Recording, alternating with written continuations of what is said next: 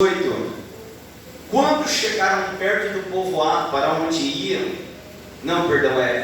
versículo 24, mesmo capítulo, versículo 24.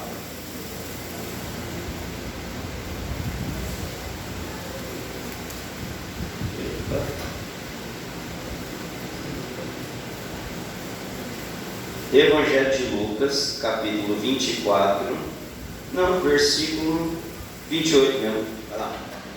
Desculpa aí. Quando chegaram perto do povoado para onde iam, Jesus fez como quem ia para mais longe. Mas eles insistiram com ele para que ficasse, dizendo: fica conosco, porque já é tarde e a noite vem chegando. Então Jesus entrou para ficar com os dois. Sentou-se à mesa com eles, pegou o pão e deu graças a Deus, e depois partiu o pão e deu a eles.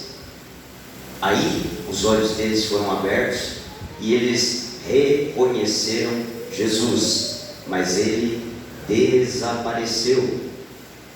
Então eles disseram para o outro: não parecia que o nosso coração queimava dentro do peito quando ele nos falava na estrada e nos explicava as Sagradas Escrituras? Fechemos nossos olhos, Senhor. Em nome de Jesus, fala conosco nessa noite, Pai. Que a Tua palavra, Senhor meu Deus, toque o nosso coração, toque o nosso entendimento, na pessoa do Teu Espírito, Senhor. Como as Sagradas Escrituras dizem, onde estiver 2 ou 3 reunidos ali no Teu nome, o Senhor se faz presente. E nós queremos na Tua presença, que se encontra aqui conosco.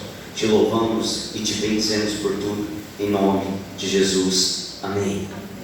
Glória a Deus. Irmãos, esse trechinho que nós lemos, ele faz parte de uma narrativa onde a Bíblia conta sobre o domingo da ressurreição, o domingo quando Jesus ele ressuscitou dos mortos.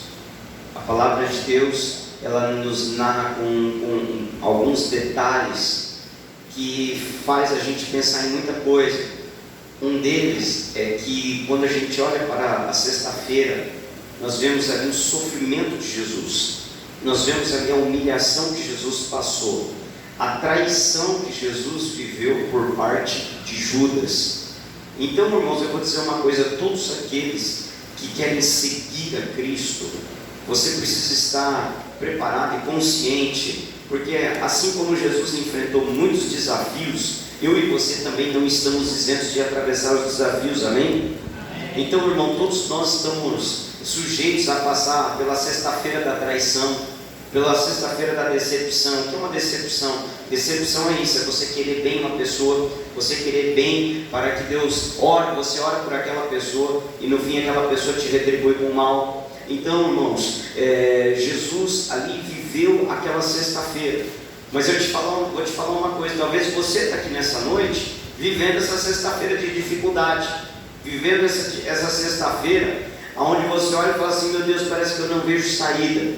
E ali, como se não bastasse, muitas pessoas estavam contra Jesus, eles até gritaram: crucificam, crucificam. Mas, meu irmão, eu vou te falar uma coisa: depois da sexta-feira da vergonha, depois da sexta-feira de humilhação, depois da sexta-feira da morte, aleluia, não faltou o domingo da ressurreição, o domingo da glorificação, o domingo da honra que o Senhor Deus trouxe. Então, irmão, deixa eu te falar uma coisa: se você estiver passando pela sexta-feira, passa, mas tenha a convicção seguinte: domingo vai chegar, aleluia. Glória a Deus, aleluia. Porque o derrotado e o covarde, ele olha para a sexta-feira: ai, porque eu vou ter que passar tanta luta, ai, porque eu vou ter que deixar de fazer tanta coisa. Mas o indivíduo que ele é valente e que ele entende que Deus tem, aleluia, Deus tem coisas maiores para a vida dele, ele fala assim: eu vou passar pela sexta-feira porque tem um domingo reservado para mim. Irmão, em nome de Jesus, o domingo da ressurreição do sonho, glória a Deus, ele está provisionado sobre a tua vida, está prometido a você.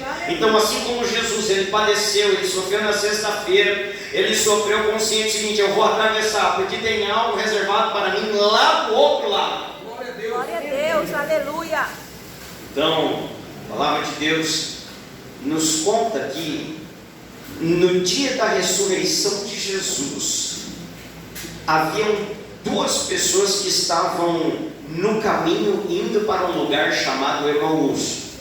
E o que isso tem de ensinamento para nós? Primeiro, porque Jesus ele havia mencionado várias vezes que ele ia morrer, mas ao terceiro dia ele ia ressuscitar.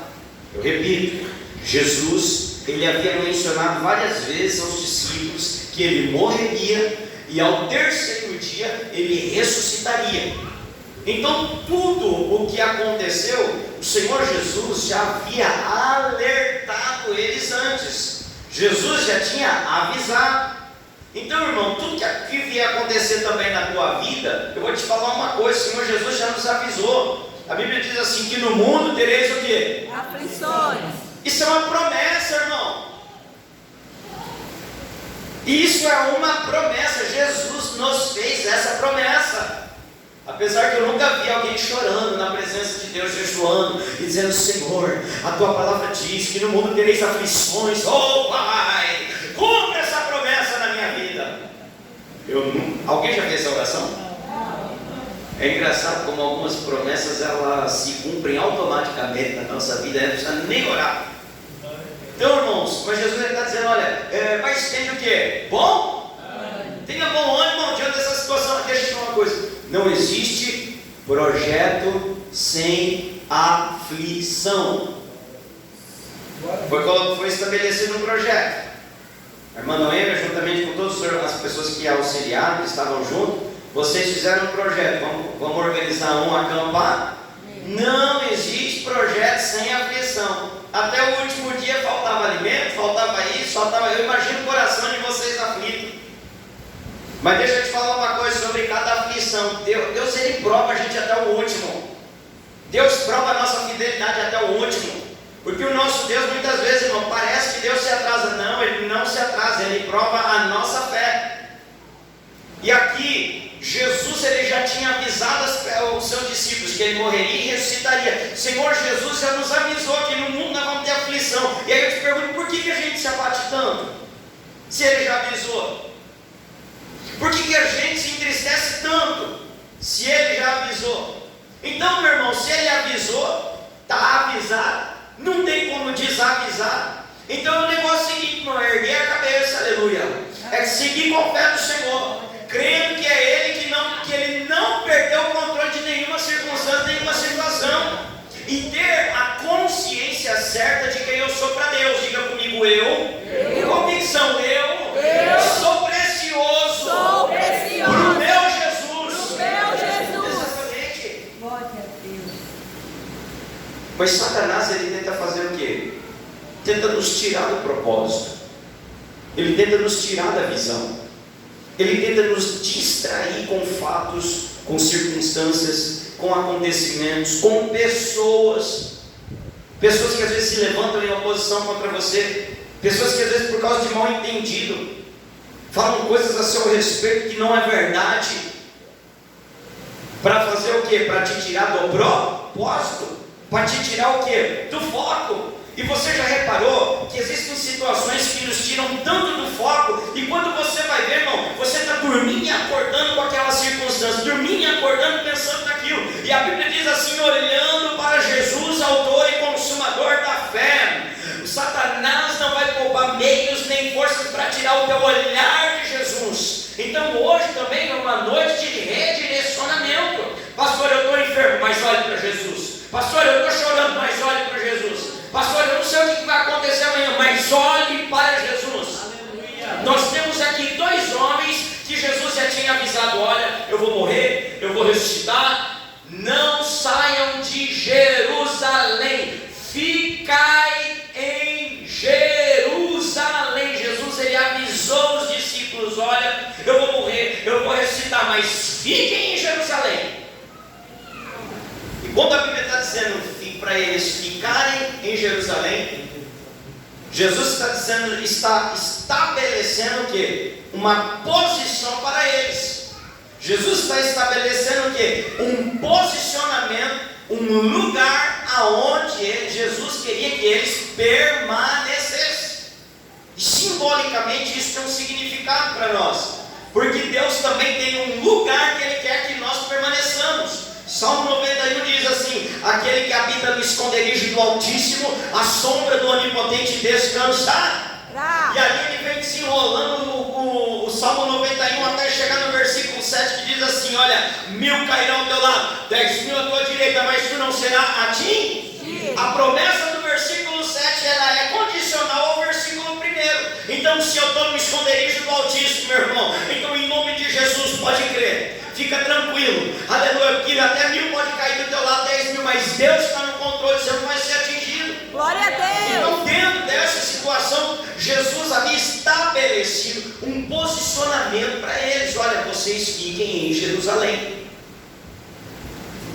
E a Bíblia vai dizer então que no domingo, enquanto muitos dos discípulos estavam lá reunidos em Jerusalém, esses dois indivíduos, se você pode ler depois Lucas 24, a Bíblia vai dizer que esses dois discípulos, eles saíram de Jerusalém e eles foram para Emaús.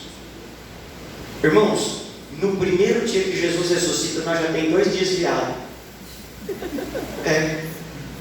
No primeiro dia que Jesus ressuscita, nós temos aqui 2 pessoas que saíram do propósito, 2 pessoas que desobedeceram as instruções de Jesus. E a Bíblia vai dizer no capítulo 24, versículo 14, foi para nós aí, irmão? Ó, eles estavam conversando a respeito de tudo aquilo que havia acontecido. Irmãos, imagina aqueles dois andando, um perto do outro, comentando: rapaz, você viu, olha, Jesus não falou isso, Jesus não curou os enfermos, Jesus não falou que era o Salvador, o mestre não falou que era isso. Eles estão lá no caminho de Emaús. E detalhe, não era um, era 2. Sabe por quê, meu irmão? Porque miséria ama companhia. Por isso que eu tenho que tomar cuidado com as minhas companhias. A Bíblia diz assim: sobre tudo que deve guardar, guarda o teu coração. Eu imagino ali, talvez um ali conversando com o outro: olha, ele já morreu, está mortinho mesmo, o que nós vamos ficar fazendo aqui em Jerusalém? Eu estou saindo daqui. O outro pegou e falou assim: então tá bom, filho, eu vou junto com você. E sem perceber, eles estavam saindo do propósito. Irmão, toma cuidado com circunstâncias que te levam a sair do propósito. E a Bíblia diz que enquanto eles estavam ali comentando fatos, comentando circunstâncias, eles não discerniram que Jesus já havia ressuscitado. Eles estavam ali andando como derrotados, eles estavam ali andando como fracassados, mas eles não estavam imaginando que eles estavam se afastando do lugar da vitória, porque Jesus já havia ressuscitado lá em Jerusalém, a vitória estava lá em Jerusalém, Jesus estava lá em Jerusalém, e sem perceber, olhando para a dor, olhando para a circunstância, eles estavam se afastando do lugar da onde? Da vitória. Glória a Deus, glória a Deus. Por isso nós precisamos ter discernimento, irmãos. Porque às vezes, sem perceber, nós estamos nos afastando do lugar da vitória. Nós estamos nos afastando do lugar da bênção. Porque eles estavam conversando a respeito de tudo aquilo que havia acontecido. Irmão, o que acontece aqui na terra, aleluia, não determina e não limita a vontade de Deus. O que acontece na sua vida não limita o poder de Deus. Às vezes você olha para aquilo que está acontecendo ao seu redor, seja na igreja, seja na vida de pessoas, seja sobre a cidade, seja sobre o mundo, e você está olhando tanto para os acontecimentos que você deixa de se mover por aquilo que o Senhor já falou com você. E ainda mais, às vezes, quer que Deus fale mais alguma coisa com você, irmão. Há pessoas que Deus não fala mais com ela. Por quê? Porque essas pessoas, há tanto tempo Deus fala, mas não obedece. Deus fala, mas não toma uma atitude. Deus fala e não reage. Deus vai continuar falando para quê? A voz de Deus é muito preciosa para que Ele venha falar com aqueles que não dão o devido valor a ela. A presença do Espírito Santo é algo muito precioso para ser derramado sobre a vida daqueles que não têm desejo, daqueles que não têm fome. Por isso que a Bíblia diz assim: bem-aventurados que têm fome e sede de justiça, porque eles serão fartos. Foi o que aconteceu lá, uma fome, uma sede, uma busca tão incomum, até que houve aquele derramamento naquele dia. Glória a Deus. E a Bíblia vai dizer que estando eles conversando acerca das circunstâncias, Jesus apareceu. Eu te pergunto, irmão, a Bíblia vai dizer que Jesus chega e começa a conversar com eles. Jesus chega perto deles e dá uma de João sem braço. Olha o que eles estão conversando aí. E aí, olha só, um deles ainda vai lá no versículo 18. Olha o que a Bíblia vai dizer o seguinte: e um deles, chamado Cleopas, disse: será que você é o único morador de Jerusalém que não sabe o que aconteceu lá nesses últimos dias? O cara todo cheio de razão vira para Jesus: você está desinformado, hein? Você não está vendo o que está acontecendo, o que aconteceu lá em Jerusalém? Ei, irmãos, como Jesus é simples. Glória a Deus. Como Jesus é manso. Glória a Deus. Como Jesus é humilde. Aleluia. Que talvez se é um de nós ia falar assim: seu burro, Jesus já ressuscitou. E Jesus está ali, vai caminhando com eles. E a Bíblia vai dizer que Jesus estava ali conversando com eles, mas eles não discernem que era quem? Jesus. Irmãos, se aqueles dois indivíduos que caminhou com Jesus, que andou com Jesus, viveram 3 anos com Jesus, viu Jesus fazer milagre, Jesus estava do lado deles, conversando com eles, não reconheceram a autoridade de Jesus. Irmão, tem pessoa que às vezes não vai reconhecer as suas palavras. Sinto muito dizer isso. Tem pessoas que às vezes você vai falar com ela, você vai se dirigir a ela com mansidão, com humildade, mas ela vai continuar com o coração endurecido. Ela vai ainda continuar com o coração inquebrantável. Não tente mudar as pessoas, só ore por elas. E agora talvez o seu coração precisa de quebrantamento, se quebrante, porque a falta de quebrantamento gera atraso na vida. A falta de quebrantamento gera travamento, gera os céus fechados. Jesus estava ao lado deles, mas Jesus não estava aprovando a caminhada deles. Eles estavam ouvindo a voz de Jesus, mas Jesus não estava aprovando o lugar para onde eles estavam indo. Jesus falar comigo não significa que talvez Ele está aprovando o que eu estou fazendo. Jesus falar comigo e andar comigo não significa que Ele está aprovando o que eu estou falando. Então eu preciso ter discernimento para viver de acordo com o agrado de Deus, de acordo com a vontade de Deus. Mas Jesus, Ele estava ali. Jesus, Ele foi ali para resgatar e redirecionar aqueles 2 homens. Aqueles 2 homens estavam tão cegos pela circunstância que não estavam enxergando Jesus. E às vezes, irmão, é o que acontece com a gente. A gente fica tão cego pela dor, pela decepção, pela frustração, pelo medo, que a gente esquece de orar, esquece de buscar, esquece de clamar. E às vezes a gente nem imagina que Deus está usando todas essas coisas para forjar em nós dependência para com Ele, aleluia. Então, irmão, é no caminho da dependência que o Senhor nos quer. E a Bíblia vai dizer então, aleluia, que eles estavam ali caminhando, e quando chega ao destino que aqueles 2 discípulos iam chegar, Jesus então faz um teste. Fique atento. Deus é cheio dessas, viu? Deus é cheio dessas de sujeitar a nossa vida a testes. Pode ser que o choro de hoje seja um teste. Pode ser que circunstâncias que você está vivendo sejam um teste. Um teste para avaliar sua fé. Um teste para avaliar sua lealdade. Um teste para avaliar sua conversão. Um teste para avaliar aquilo que sai da sua boca. Um teste para avaliar se eu sou uma coisa dentro da igreja, se eu sou outra coisa fora da igreja. Um teste para avaliar se a mesma coisa que eu sou dentro de casa, eu sou também dentro da igreja. Deus é cheio dessas, de testar. Olha o que Deus vai fazer com Abraão. Deus chega em Abraão, momento da oferta, é momento de teste. Que Deus vai chegar em Abraão e vai falar assim: olha, Abraão, é o seguinte, eu quero que você ofereça em sacrifício para mim o filho que você ama. Eu quero que você ofereça ele em sacrifício a mim. E a Bíblia vai dizer então que Abraão foi. E quando ele estava para sacrificar seu filho Isaque, o anjo interrompe e fala: Abraão, eu sei que você é fiel.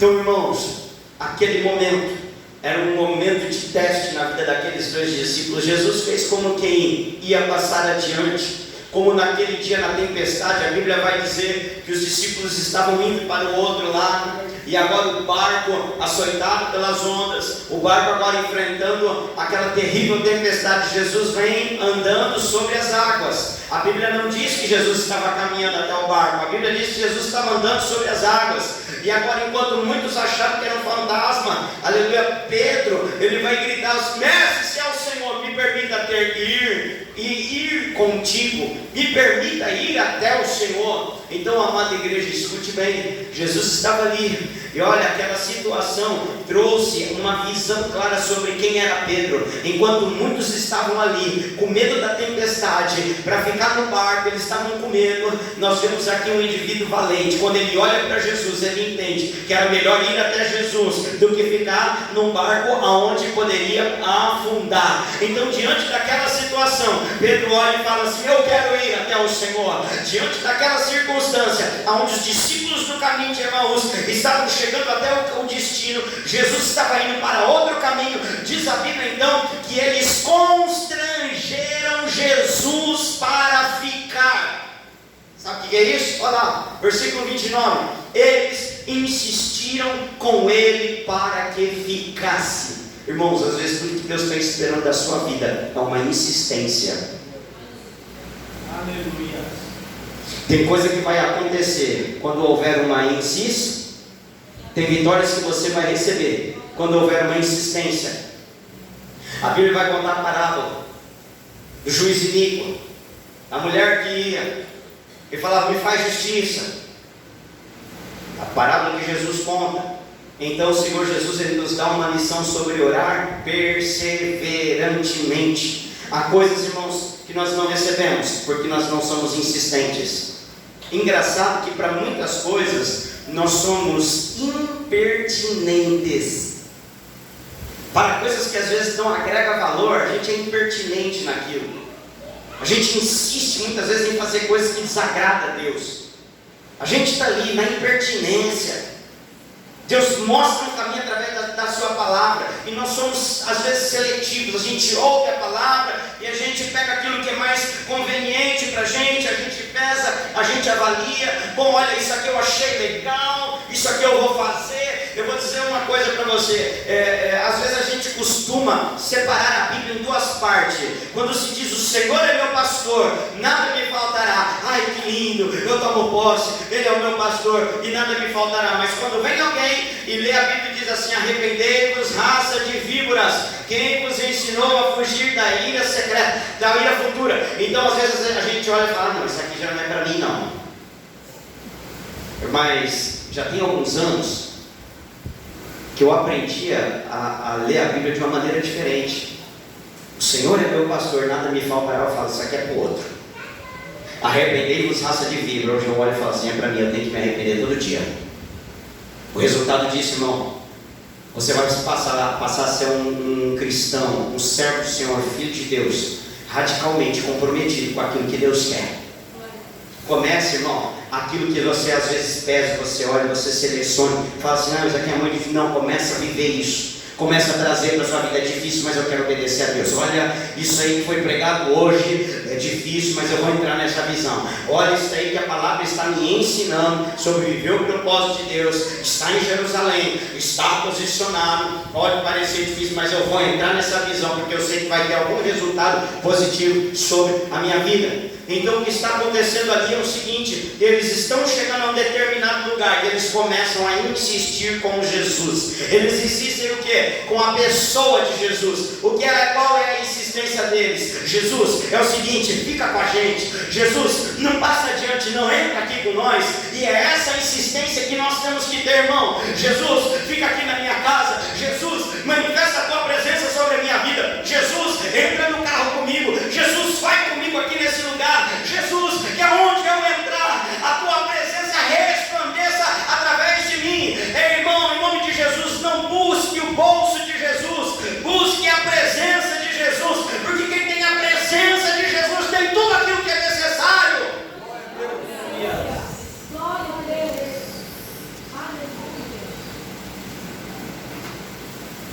E a Bíblia está dizendo: e aconteceu que estando com eles à mesa, versículo 30, tomando o pão, abençoou, partiu-lhe e deu. Abriram-se-lhes então os olhos. Existe uma ligação entre o versículo 30 e o versículo 31. Volta para o versículo 30. Sentou-se à mesa com versículo 31. E aí, versículo 31. Aí os olhos deles foram a. Volta de novo, versículo 30. Sentou-se à mesa com eles, pegou o pão e deu graças a Deus. E depois partiu e deu o pão e deu a eles. Versículo 31. Aí os olhos deles foram a. Deixa eu te falar uma coisa. Quem é que você chama para sentar na mesa na sua casa com você? Quem você quer que se relacione contigo? Quem é que você convida para se sentar à mesa? Quem você tem como? Então, irmãos, no momento da comunhão, diga comigo, no momento, responda para mim, no momento da comunhão, houve uma revelação. Glória a Deus. Eles estavam ali, os dois desviados, em comunhão com Jesus, porque eles insistiram para que Jesus viesse, eles insistiram para que Jesus entrasse, eles insistiram para que Jesus se sentasse, eles insistiram para que Jesus comesse pão com eles. Então agora, diante da comunhão, houve uma revelação. Os olhos deles foram a. Como que o diabo fecha o olho de um crente? Tirando ele da comunhão. Meu Deus. Eita Deus. O diabo, ele é o mestre da divisão. Meu Deus. E ele é sorrateiro. E ele é o enganador. A Bíblia vai dizer que ele enganou a terça parte dos anjos do céu. E nós não estamos totalmente vacinados, porque quando ele mente. E às vezes ele usa a circunstância para nos enganar e para tirar a comunhão. Irmão, olha o que acontece: onde há comunhão, existe revelação. Glória a Deus. A vida de um cristão, para ser uma vida que tenha resultado, que tenha bênção, não existe uma vida cristã bem sucedida se não tiver revelado. Porque se fala, onde não tem revelação, vai ter engano. Aonde não tem revelação, porque a revelação segundo Cristo produz a verdade, mas o engano segundo Satanás leva à divisão e à mentira, e leva ao gravamento. Então, irmãos, por isso que o salmista já diz: quão bom e quão suave é que os irmãos vivam em comunhão. Irmão, o inimigo ele sempre vai tentar te dividir, gerar uma divisão entre você e o seu marido, você e sua esposa, uma divisão dentro da igreja, uma divisão dentro do trabalho, uma divisão. Mas aqueles que buscam a comunhão, em Hebreus a Bíblia diz assim: seguir a paz e a santificação, sem a qual ninguém verá a Deus. Cadê? Coloca aí. Glória a Deus. Aleluia. Seguir a paz e a santificação.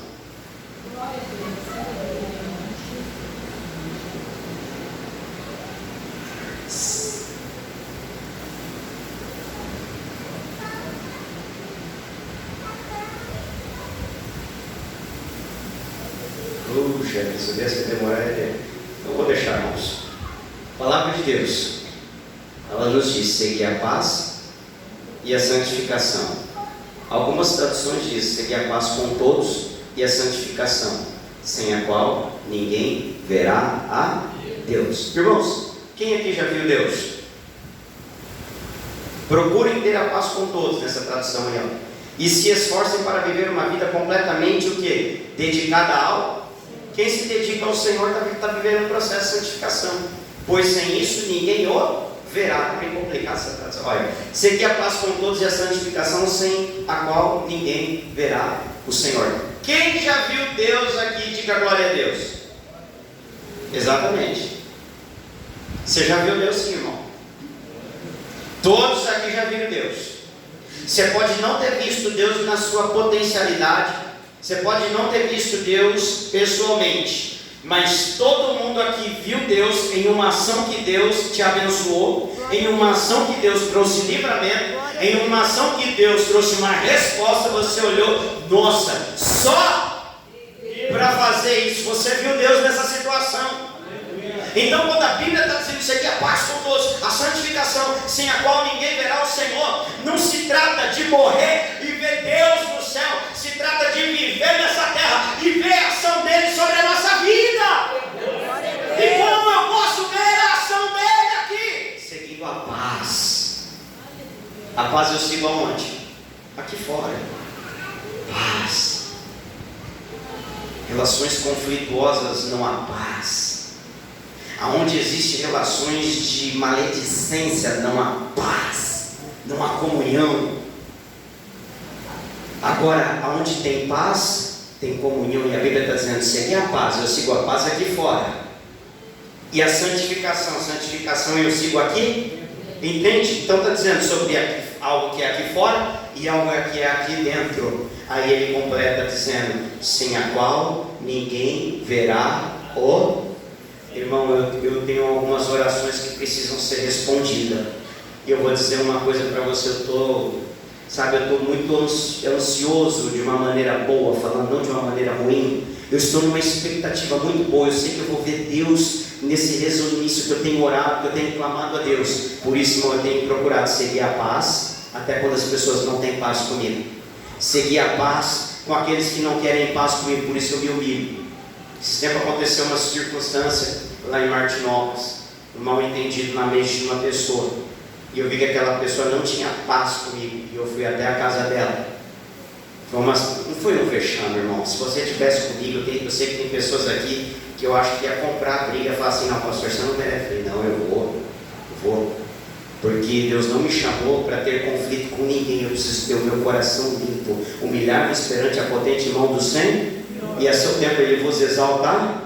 E eu fiz uma oração e eu falei, Senhor, eu vou lá de alma limpa, e se não tiver paz entre eu e essa pessoa, eu vou me humilhar e vou pedir perdão mesmo sem dever. E aí eu cheguei lá, irmão, pedi perdão para a pessoa, para que houvesse paz.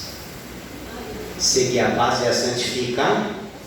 Entende? Então, irmão, eu tenho que ajustar tudo aqui fora, ajustar tudo aqui dentro, e é aí que tem a resposta da oração. Então, irmão, em nome de Jesus, pastor, eu já estou fazendo tudo isso. Se prepare que Deus vai responder suas orações. Se prepare para ver a ação de Deus naquilo que você nem espera. Se prepare, porque a Bíblia diz assim que Ele é poderoso para fazer abundantemente daquilo que pedimos ou pensamos. Se prepare para Ele fazer além.